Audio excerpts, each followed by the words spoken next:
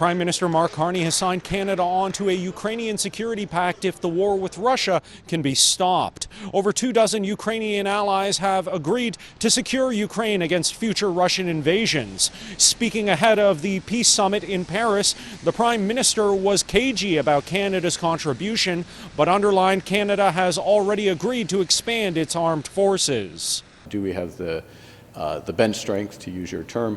Well, we've been building that bench, and we're going to continue to build that bench. Notably absent from the Paris summit, U.S. President Donald Trump, who sent a pair of envoys in his stead.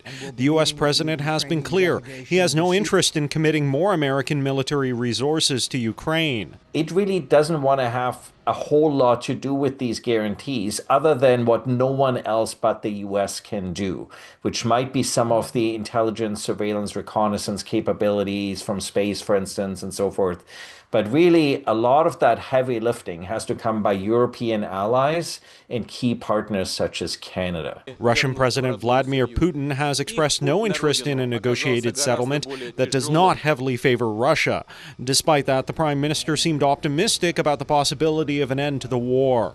I will use the assessment of President Zelensky that, in effect, in his judgment, we are 90% of the way there to peace. The final elements need to be negotiated on a tripartite basis, United States, Ukraine, and Russia. But Christian Leuprecht of the Royal Military College and Queen's University says that isn't likely. Instead, a ceasefire deal with other nations guaranteeing that ceasefire is more likely. I would say at present, there's no peace to be kept.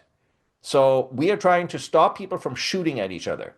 The Ukrainian coalition is working on the basis of a 20-point plan drafted by the Americans and agreed to by Ukraine. Leuprecht says one of the other goals of the summit was to convince Americans that other nations will do the hard work if America can persuade Russia to deal. This is allies trying to signal to Trump that we want you to continue to negotiate and we want you to try to see if a ceasefire can be had. In Ottawa, Xiaoli Li, City News.